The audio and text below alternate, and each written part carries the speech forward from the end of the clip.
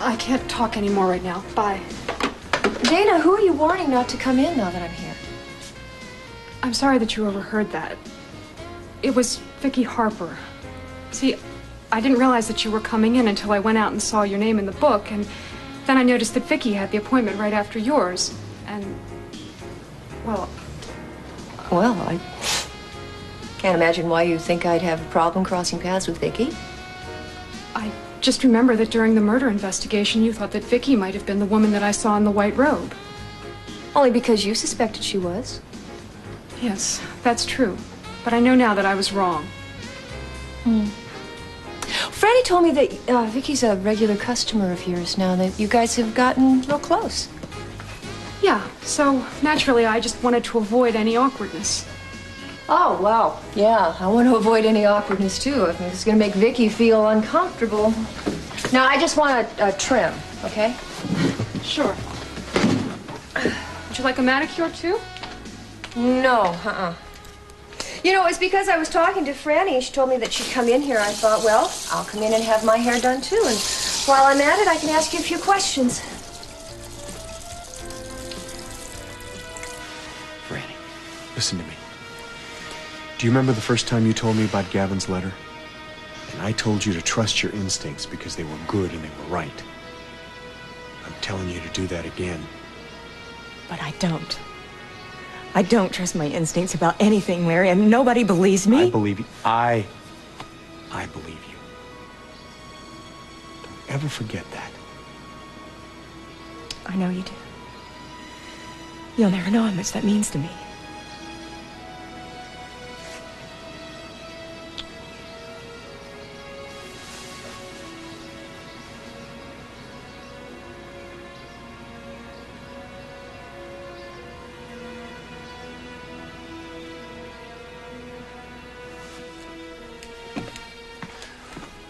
Dr. McKay.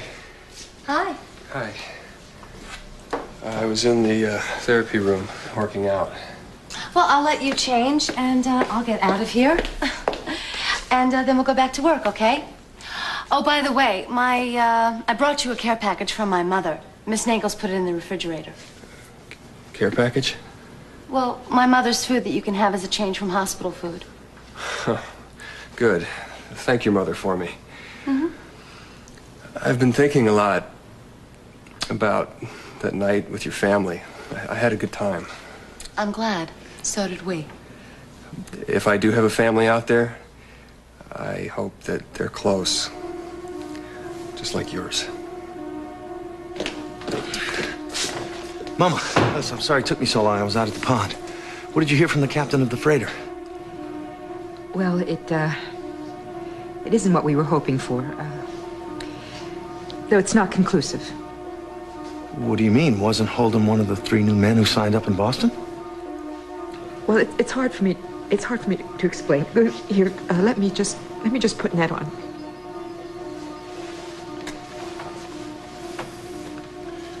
Caleb, here's what's happened.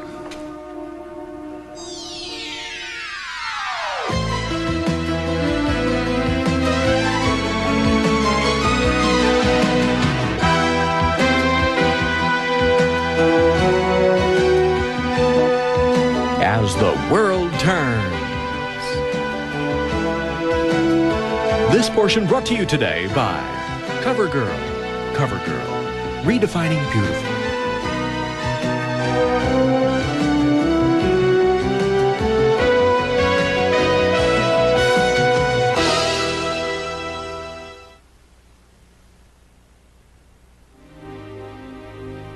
You've obviously convinced yourself that nothing matters except your needs, your own pleasure of the moment.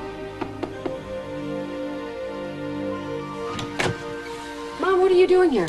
Well, I was just so worried about what happened with Ellen. I wanted to talk. Gee, don't you look chic and put together. I told you I had an important meeting at M&A. But believe me, the things Graham said hurt me very much. Well, I would like to hear about it. I don't want to get into it. I told you I have an important meeting. Look, I haven't had the best day myself. You and Larry? I just cut through Kim's backyard, and there he was with his arms around Franny. Mom, why can't you just accept the fact that they have a strong bond and get on with it? Why won't you tell me what happened with Ellen? Am I supposed to guess? Let's see. Courtney's very close to Ellen. And your newest young executive lives in Ellen's garage apartment, right? So I suppose Ellen put two and two together and decided that you had an affair with Evan while Courtney was away, am I close? It wasn't an affair. It was one night. The night of the AIDS ball. I just found out that Marty had gone back to his wife, and then I had that run-in with you at the yacht club, and... well, Evan was just there for me. The Evans of the world are always there for you for about a minute and a half. Well, anyway, the next morning, I told him to forget it ever happened. And when Courtney came back, she picked up on a few things and asked him straight out.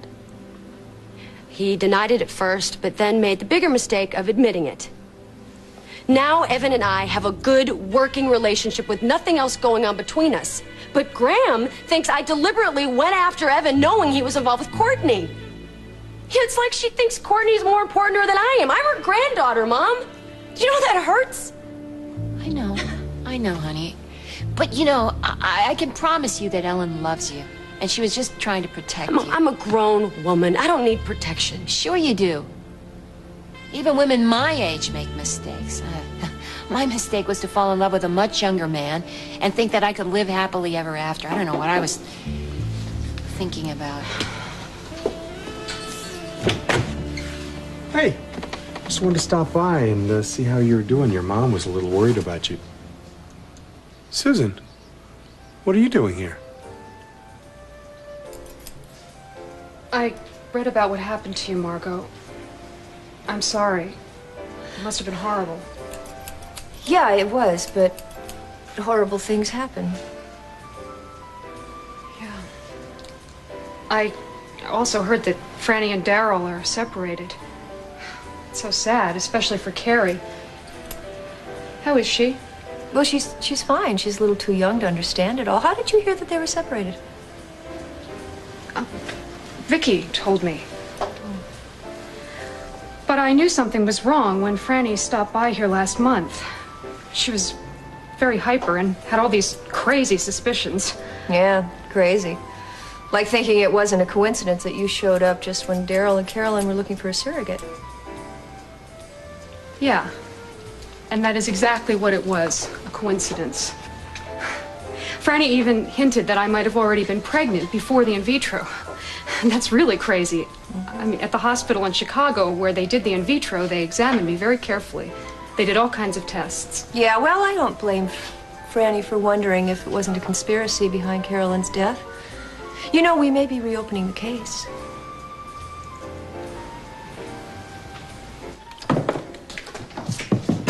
So what exactly did Ned say? Only that the captain of the freighter radioed back that he had... Hey, Mom. Hello, everyone. Ned, Hi. look, I was just trying to explain the captain's message. Oh, yeah. Well, hello, Julie. The captain spoke to all 3 new crew members who signed on in Boston.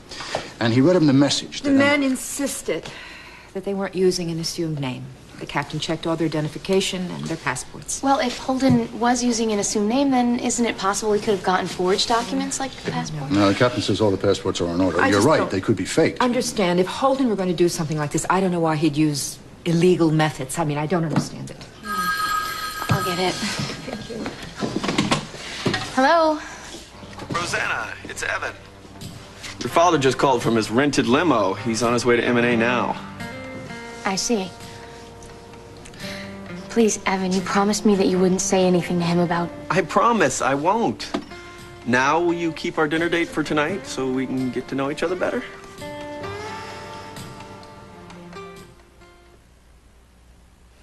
Should I put out some donuts? No, Archie, this isn't a diner. Look, call the Pampered Palate. Order me a platter of croissants, scones, and tea sandwiches, just in case Cabot hasn't eaten lunch. Okay. Like you're really putting on the dog, Evan. apropos that, listen, thank you for being here, Cal. It was Emily's idea to have you meet Mr. Cabot. That way he could see how closely we work with Stritco and its president and owner. Well, I like to do what I can to help my granddaughter's business grow. Listen, I hope you could avoid mentioning your connection to Lily. It might sound like nepotism. Okay, the visuals are ready. Hey, Cal. Hey, Allie. Hi. Hey, sis, what are you doing here? I thought I'd come by and take you to lunch and do a little fence mending. Why? You had to know that Cabot was due in today. I did not. I had no idea, Evan. Evan, I can vouch for that. I did not tell Kirk. Can you please try to convince him that I did not come here to horn in on his business client? Mr. Walsh. Mr. Cabot, welcome to Oakdale and to M&A. Good to be here. May I present a client of ours, Mr. Cal Strickland of Stritco Oil. Hi. Hi. I'm the fella that makes the gas and oil that your cars and trucks run on. I'm told they run on them very well, Mr. Strickland. It's a pleasure to meet you. Thank you. Didn't want to miss a chance to meet you. Good. Mr. Cabot, this is Ellie Anderson. She's the head of our PR department as well as Meridian's account executive. And this young lady has nothing to do with M&A. This is Connor Walsh. Connor. It's a pleasure. Same here. I'm having dinner with your mother tonight. Oh, you are? Yes, I wanted to meet you while I was in town. I'm glad Evan got you to come over. So am I, Mr. Cabot. Well, maybe we can have lunch before I leave. Great. I've heard Tony Loomis sing endless praises about you. Well, that's very nice. Tony and I go back to Harvard Business School days. Ah, Harvard. Well, we'll have plenty to talk about. So sorry I'm late. Oh, and this is the acting head of M&A, Miss Emily Stewart. Nice to meet you, Mr. Cabot. My dear, the pleasure's entirely mine. Yeah, I just put Carrie down for a nap, and Larry stopped by for a while, and we had a really nice talk. Still, it's so hard for me to believe that he put this whole Jennifer situation together over a year ago. Oh, Barbara didn't tell you that, huh? Yes, Larry knew that Hal wasn't the father because he checked the blood types when Jennifer was born. Yeah, in the morning of my wedding, he went to see Barbara and told her if Daryl was the father, then she needed to tell me before we got before we got married. Yeah. I know, it is ironic, but I don't know, Mom, now that Larry is aware of the whole history of this, it just makes it easier for me to talk to him about everything. Yeah. No, actually, I've been kind of enjoying the time alone this morning. Daddy had put some bulbs out to be planted, so I was thinking about doing a little gardening. Okay. I love you too. Bye.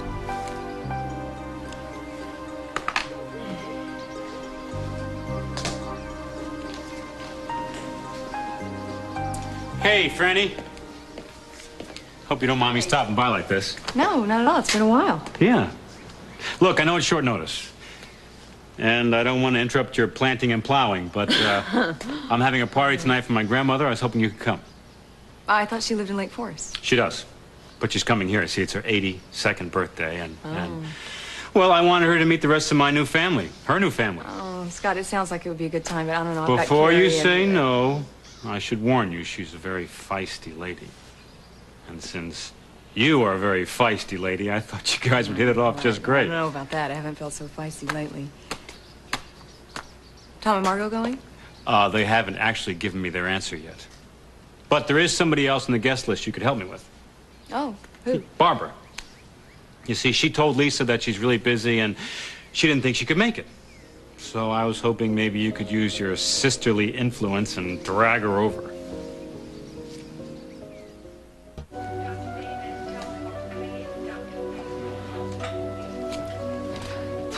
Stop it. You're just gonna make yourself crazy. Crazier. Susan, I'm sorry I haven't had more free time to speak to you this morning after I saw you at Emily's. You probably came in through the backyard, didn't you? Saw me with Franny? Why didn't you say something? Like what?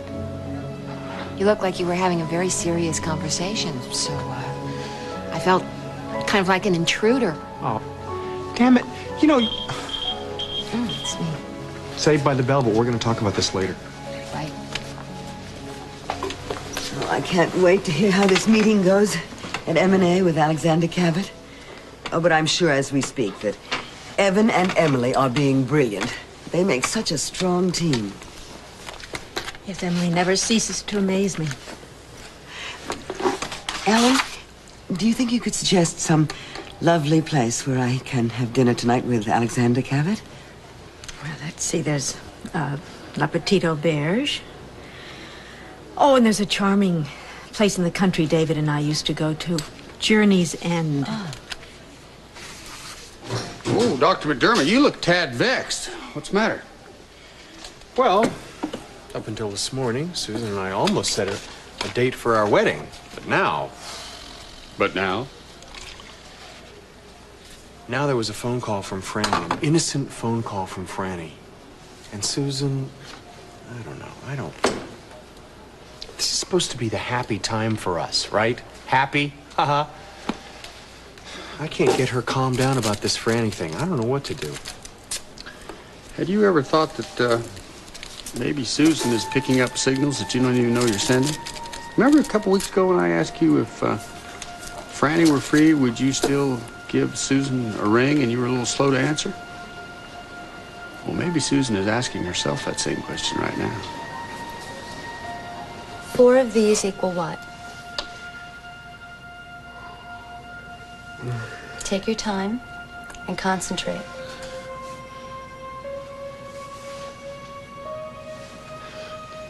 Good.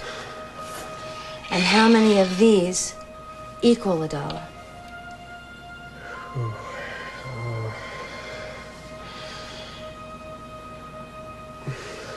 Take your time, relax, do not get frustrated. How many of these make up $1? 10? Good.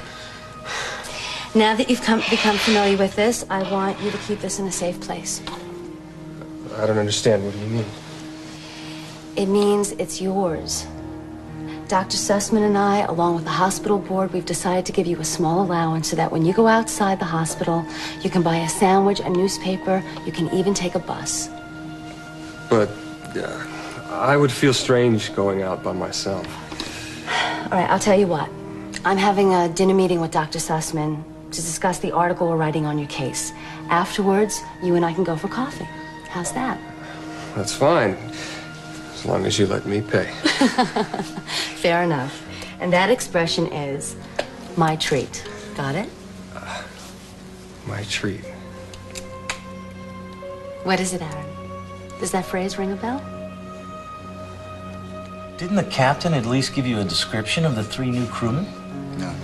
They have no fax equipment on board, or we would have faxed a photo of Holden, and the captain would have known instantly who was lying. I ought to get back to work. Unless I can make you some lunch or anything. Oh, no, nothing for us. We ate at the inn. Thank you. We left our picnic out at the pond when Rosanna came to get us. I'm sure that's good. Ants? What about the bears? Emma, I know how disappointed you must be, but... Excuse me. Hello? Hi, Mama. It's Seth. Look, I need to talk to you, but before that, Valerie Simon is here with me in the editor's office. She's been trying to track down Ned. He's right here, Seth. It's Valerie. Hello, Valerie. Hello, Ned. I've been trying to find you. I have good news. I had a long talk with Debbie this morning, and I have never heard her sounding better. Then I spoke to her doctors, and they said that if she remains stable for another week or 2, she can be discharged. That is good news, Val. Thanks. I'll put Seth back on now. Please give Emma my best. I will. Seth is coming back on the line. Hello, Seth. Yeah, hi. I want to hear everything about Holden, but first, have Caleb and Angel set a wedding date yet? Oh, Seth, I wish that Caleb were here to tell you this, but the wedding has been called off. What? Why? He's seeing Julie again. She's staying on here in Oakdale for a while. I can see why Vicky is so pleased with your work. Yes. She's been very supportive. Yes, and you've been very loyal. I mean, so loyal that you call and tell her not to show up here today. Yes, I told you before. I just didn't want her to be uncomfortable. The woman you thought was tormenting you now is your good customer and very good friend. You don't find that a little ironic? No. In fact, once I got to know Vicky, I apologized for ever having been suspicious of her. Well, what makes you so sure it wasn't Vicky now? Good afternoon, Margot, Dana.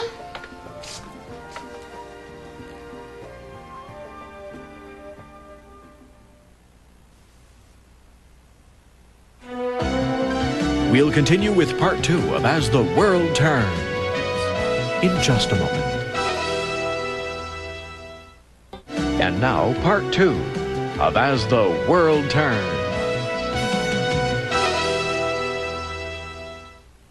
It seems I've surprised you both. It really was Vicky I was talking to on the phone. And yet here she is. Interesting. Oh, not really. I appreciated Dana's concern, but I felt it was more important to dispel any lingering doubts you might have. Well, Dana no longer thinks that you're the woman in white. Well, of course not. I would never torment a pregnant woman. We've talked about it, and in Dana's nervous condition, it was easy for her to become confused. Carolyn and I had similar hair color, hairstyle. Anyway, it's over. Well, no, not quite. We still don't know who the woman in white is. Some bimbo Gavin Kruger hired. Bimbo. Nice seeing you both. Bye. Lord, Vicky, why did you come by here after I called? I thought it was better to handle Margot Hughes this way. Now listen to me. Research shows that while Americans want to buy American-made cars, they primarily make the decision with their wallet. So we have to convince them they're getting the best price and the best car as well as the Cabot name. Buyers must believe your first concern is people, not hardware. Therefore, we put a special emphasis on your safety and environmental image. Well, that's very impressive. And naturally, if you have any questions, just ask. Don't worry, Miss Stewart. I will. Excuse me, Mr. Cabot. Judith Baker's calling. Something about one of your children. Oh, yeah, that's my secretary. She wouldn't call me unless it was something rather important. Archie, why don't you show Mr. Cabot to my office so he can have some privacy? This is my son, Peter, his wife, family. This is Lauren, my daughter, husband and family.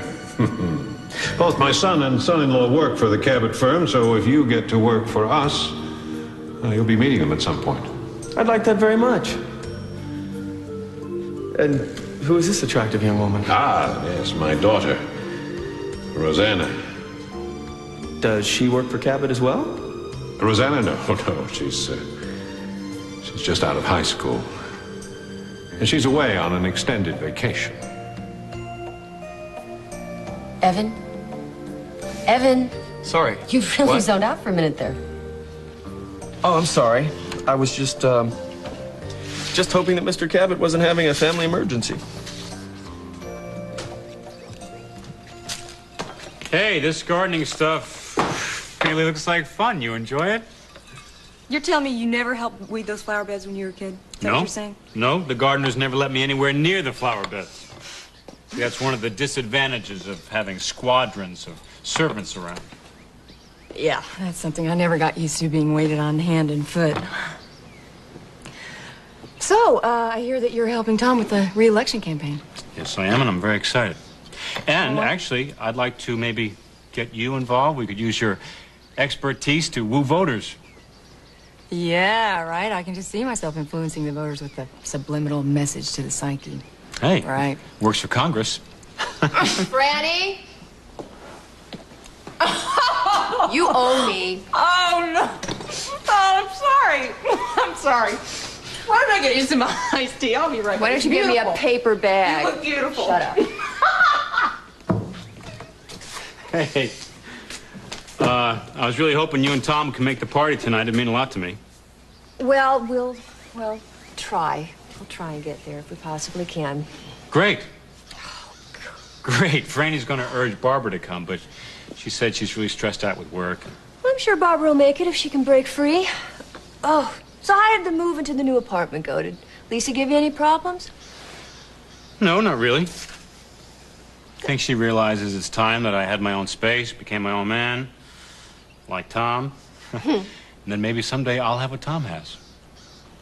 I bet you will. I don't know. Can't give up hope, right? You know, I've been praying that things would get easier for you as time goes by. I hope they do.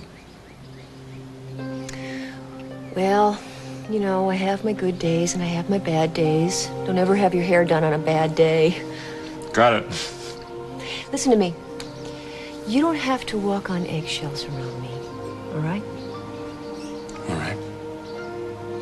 And you don't have to walk on eggshells around me either.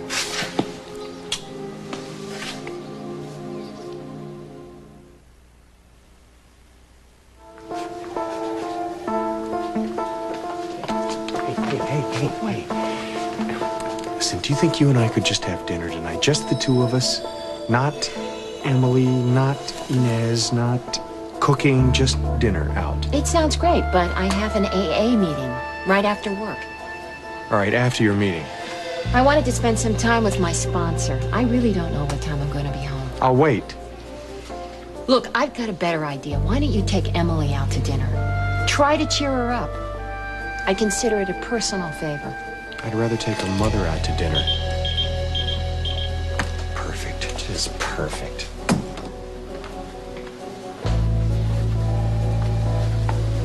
Hello, Hello, Elena. Susan. Ellen, could I speak to you for a moment? Oh, why don't I just get us some coffee? Thank you, Elena. What is it, Susan? It's Emily. Apparently you came down on her very hard this morning. Are you aware of the circumstances? Yeah, I am. And I'm not condoning her behavior with Evan Walsh. But she was very vulnerable, and it does take two, remember? I find Emily's behavior so selfish, so Ellen, insensitive. come on. We both know that Emily's Achilles heel is men. She's still trying to get over those fiascos with James Stenbeck and Paul Ryan. She needs her family right now. Instead, she feels disowned. Mother, hi. Connor, what are you doing here? Oh, I have work to do on some Walsh grants, but I was hoping I'd run into you because I'd like to talk. Oh, no, I can't talk, darling. I have to get back to Ellen. Looks like Ellen's busy. Hi, Scott. Hi, Connor. Mrs. Walsh. Hello. Have you seen Lila around? No, I haven't. You could try on the 4th floor. Her station's there. Right. Hey, I'll do that. Excuse me. I will never understand what came between you two. Oh, let's change the subject. I met Alexander Cabot today. Alexander Cabot? Where? At M&A. I went by to see Evan. You went to M&A? How could you go there today when you knew that Evan was having his big meeting with Alex? Oh, Rosanna, what beautiful flowers. Thank you. Where'd you find them? Well, out by the pond, there's tons of them, especially these right here. Wild phlox. Oh, yeah, I thought We're they'd gonna look good on collect the some dinner apples. table. I'm going to make apple fritters for supper. Apple fritters, I never heard of them. Oh, you just wait till dinner. Actually, I won't be here for dinner. Evan Walsh is taking me out. Well, then we'll just have to save some for you.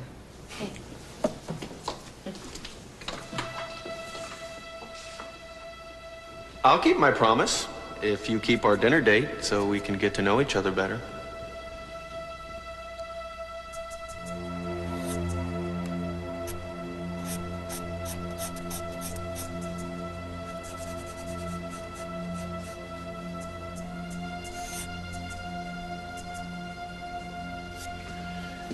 I thought I'd find you here. Well, how come you're not dressed yet? You know, the Hadleys are coming for dinner. You're supposed to be downstairs with your brother and sister on your... Sorry, I'm not up for dinner with all your country club cronies. More morbid images of your mother. I've indulged you far too much over this sort of thing. You know, her death was just as big a blow to me as... You could have fooled me, you know. Less than a week after her funeral, you were back at work, business as usual. I didn't have the luxury of grief. I had to keep on going, keep on working. You know, young lady, everything that you enjoy in this house is the result of my hard work. Now, I want you downstairs, dressed, 15 minutes, on your best behavior.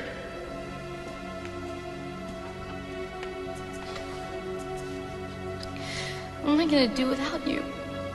I feel like I'm gonna suffocate and die in this house. I can't let Evan tell my father that I'm here. I'll never go back to that life, never. I'm sorry about the interruption. My younger son, Peter, wanted to fill me in on something rather important. Well, you're forgiven. I just hope we can meet again while you're in town so Evan can introduce you to the rest of our staff. Well, I can see you have a strong executive team right here, but I'm always interested in meeting the other players. So I suppose you'll have to check with your board about this meeting. And no, I may make up my mind about the contract while I'm here in town. How long are you planning to stay in Oakdale, sir? Certainly long enough to have lunch with your lovely sister. But right now, if you'll excuse me, I have to be running along. Of course. Thank you again. I'll show you to the elevator. It's Oh. right this way. Thank you.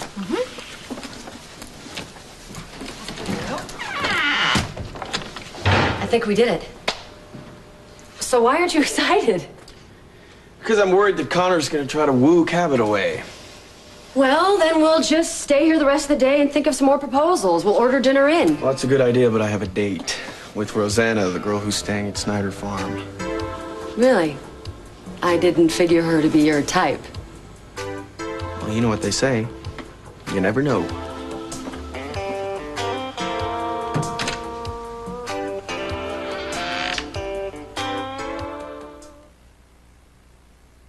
Well, yeah, Dana did seem nervous, but Dana always seems nervous. She's hiding something. She's hiding something about her relationship with Vicky. I'm telling you, Margot. All right, I do think it is a curious alliance, but I don't believe that there is anything sinister going on. Okay, so what about the woman in white? I mean, are we ever going to know who she was, or for that matter, if there ever was one? All right, let's just say it was a hoax, and Dana was in on it from the very beginning. Now, how do you explain the car explosion? Dana's dumb, but she's not that dumb. Could have killed her. At the very least, she might have miscarried. No, Franny, no. It was all part of Gavin's plot to throw suspicion on Daryl, even down to the letter he sent you. I don't know. I mean, more and more, I'm feeling like the only way to get to the bottom of all this is to have Mac reopen the case. Based on what new evidence? That you got this vicious letter from Gavin, that your husband's been lying to you? Mac is not going to reopen the case based on that. And even if he did, then Franny, you'd be publicly accusing your husband of murder. And once that happens, you can say goodbye to any chance of patching things up with Daryl.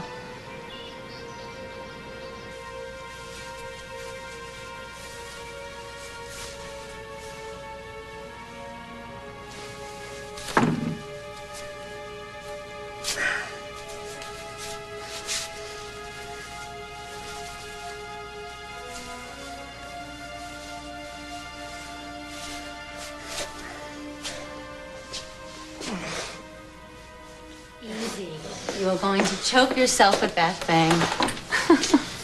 Where did you find this? In the closet with all my other new clothes. Hey. How'd you learn how to do that? Well, my ex-husband was hopeless at it, so I used to do it for him all the time. You see, you come around once, and you pull through the knot. Whatever happened with you and your husband?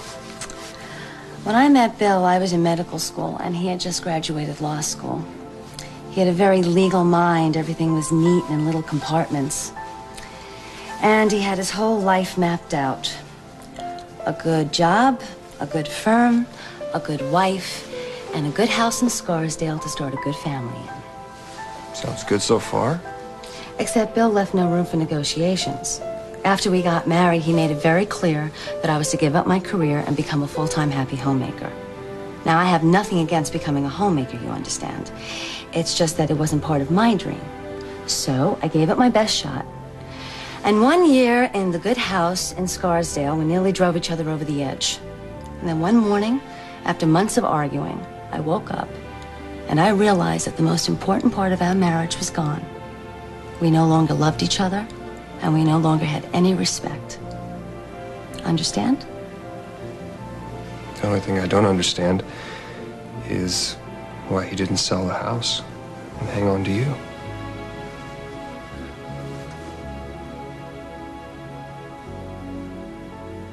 Once we got rid of all the ants. Hey, you are going to stick around for dinner, aren't you? I don't know, Caleb. Don't you think it'd be kind of awkward? I better get that. Don't you move.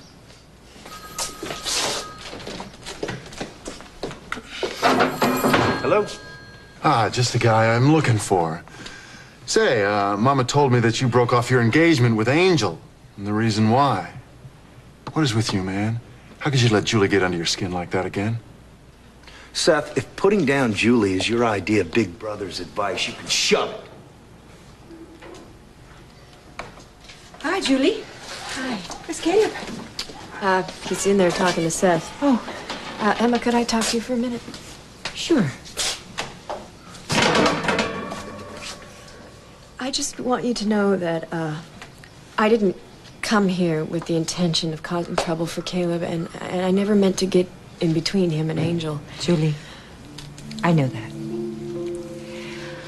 I just wish the two of you had worked this out a long time ago instead of just before the wedding. I just don't want to see Angel and Caleb hurt. I know, I don't want that either. You know, I was planning on leaving, but Caleb came and he stopped me at the airport. I hope you understand. I do. I think it's very important for the two of you to work things out. I do. Well, how's Seth? Just great. He's on the phone with Ned. Now, we'll see if he wants to say anything to me. Well, from what I overheard of your conversation with Seth, he's not overly thrilled that I'm here. I don't give a damn what Seth thinks. It's my life. Right? I'll take you over to Lisa's and we'll make plans for tonight. Seth, says he'll talk to you soon. He and Valerie are going out to dinner tonight. She must feel in the mood to celebrate with all this good news about Debbie. I'm very happy for you, Ned. That's one reason I love you so much. In spite of your problems, you still can be happy for my good news. Now, listen. Sorry to barge in, but listen. I've been puzzling over everything you folks have told me, and I finally come up with an idea that's going to shed some light on this. I'm going to hop on my jet. I'm going to be standing on the pier in Taiwan when that freighter docks, and I will eyeball those three crewmen myself. Oh my God, that's really very generous of you. I mean, you're so busy, and Well, I didn't make a hill of beans compared to my granddaughter's happiness. I mean, this is my family, too. And if I'm lucky, I'll have some answers before Lily gets back from Zurich. Oh, good heavens. Emma, I think that you should be here when Lily does return, but I'd like to go with you, Cal. Hey, partner! Let me get hold of my pilot. We'll be on our way.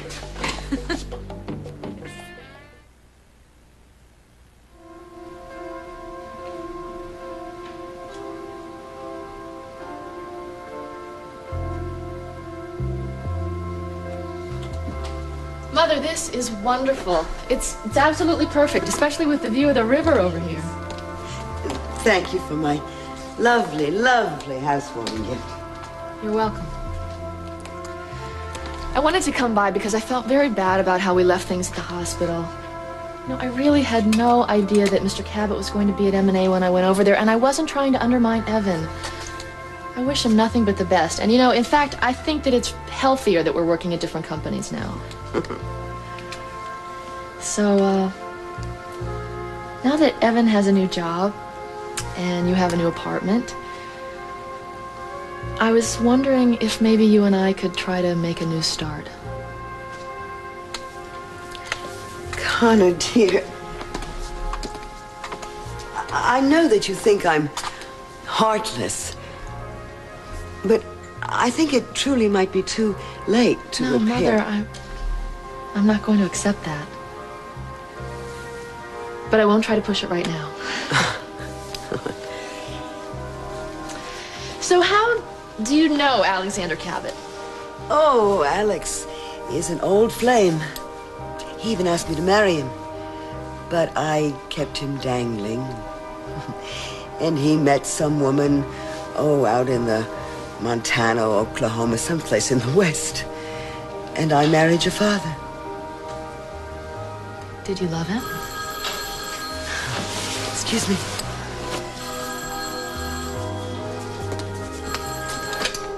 Hello. Hello, Edwina. It's Alex. Just double-checking on our dinner plans for tonight. I hope you've picked out a nice, quiet restaurant. We have years of catching up to do. Yes. A friend of mine recommended a lovely country restaurant called Journey's End. I made reservations for us. Excellent. Have you made a decision, or would you like me to order for us? No, in fact, I hate it when men do that, like I have no mind of my own. Obviously, you do. And a will as strong as your father's. Oh, by the way, the meeting went great. Your father's If my got a- father's going to be the subject of discussion, it'll be a very short evening. Fine. I'd rather talk about you. Tell me, what made you leave what you had in Detroit? Publicly accusing your husband of murder. And once that happens, say goodbye to ever putting things right with Daryl. Franny? I'm sorry, I didn't mean to scare you. No, you didn't. I need your help. Susan seems to feel like you and I are keeping secrets. So I'd like to ask your permission to tell her that Daryl is Jennifer's father. Here you go. Joy. It's hard to believe. A whole place just for coffee. But these names are very strange. Not for me. They're Italian. Cappuccino. Espresso. Cappuccino. Espresso. You'll be fluent in Italian in no time. You're making very good progress. It may be time for a new therapist to take over.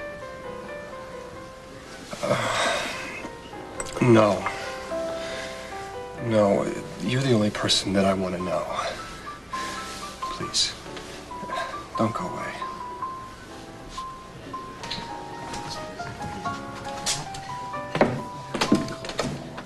Really? That's nice. You know, you really don't have to buy me coffee. I know I don't, but you bought me dinner, and besides, we're celebrating the good news about Debbie, right? Yes. If this medication really works, it'll make a major difference, not only for Debbie, but for me and Ned. And your mother, too. As you can see, we're not too busy at this hour. You can have any table you like.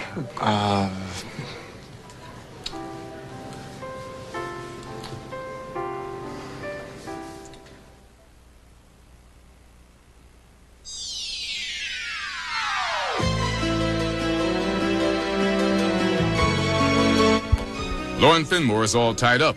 Does this mean Sheila's going to get away scot-free? Again? It's high drama in the world of high fashion tomorrow on The Bold and the Beautiful.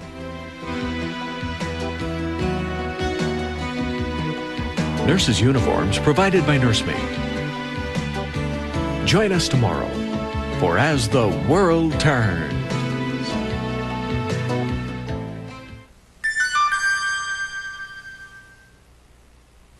This is CBS.